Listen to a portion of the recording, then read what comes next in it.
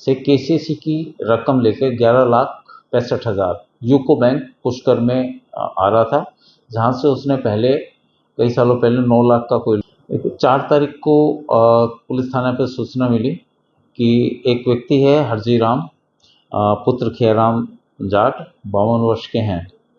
वो अपने गांव लेसवा मुंडेलो की ढानी लेसवा थाना पिसांगन से केसीसी की रकम लेकर 11,65,000 यूको बैंक पुष्कर में आ रहा था, जहां से उसने पहले कई सालों पहले 9 लाख का कोई लोन लिया था। उसका पैसा ब्याज सहित वापस चुकाने के लिए परिवादी ने जैसा बताया कि वो लेके वो आ रहा था, तो रास्ते में नील गाय ने गौशाला के पास नांद के पास में टक्कर मार दी, जिससे वो गिर गया। गिरने के बाद वो थोड़ा सा अचेत अवस्था में था। इतने में कोई उसके 11,65,000 रुपये उठा के ले गया अज्ञात व्यक्ति।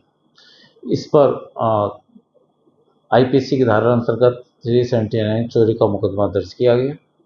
इसकी पड़ताल की गई। एक टीम का श्रीमान एसपी साहब के निर्देशानुसार विशेष टीम का गठन किया गया मेरे नेतृत्व में।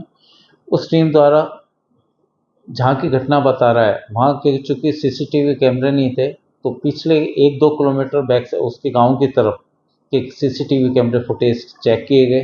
तो उस परिवादी ने बताया कि मैं 11,65,000 नगद एक थैले में मोटरसाइकिल पे रखकर दोनों टांगों के बीच दबा के एक थैली में लेके आ रहा था। जब सीसीटीवी फुटेज वगैरह चेक किए गए तो उसमें पाया गया कि दोनों टांगों पर कोई थैली नहीं थी। इसको लेकर उस परिवादी को वापस आज बुलाया और उससे मनोवैज्ञानिक तरीके से उससे पूछताछ की गई। उनके दोनों बेटे हैं जो कि नौकरी करते हैं, उनको बुलाया तो उन्होंने कहा साहब हमें इस बारे में कोई जानकारी नहीं है, ना ही हमारे घर में इतने पैसे थे।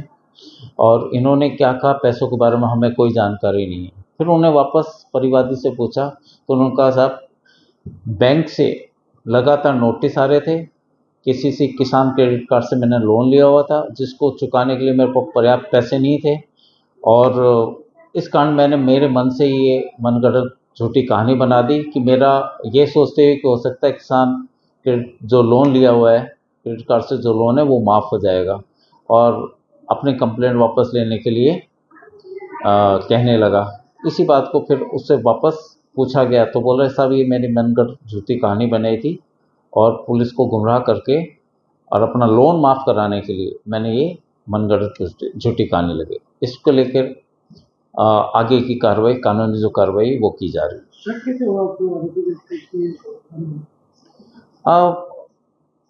देखिए जो उनकी बॉडी लैंग्वेज होती है, जो बातें छुपाता है, वो अपना आप ही उसकी बॉडी लैंग्वेज बता देती है।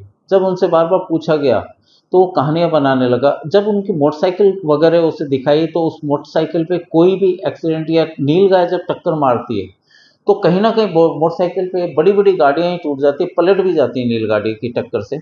तो जब मोटरसाइकिल को देखा गया उस पर एक भी खरोच नहीं थी, और इनके भी कोई जाहिराना चोट कोई ऐसी बड़ी दिखती चोट नहीं थी कि मोटरसाइकिल। तो इसने बताया कि मैंने हेलमेट पहन रखा था इसलिए मेरे सिर पर कोई चोट नहीं आई, लेकिन मैं क्योंकि मिट्टी में गिर गया था डिसबैलेंस होके।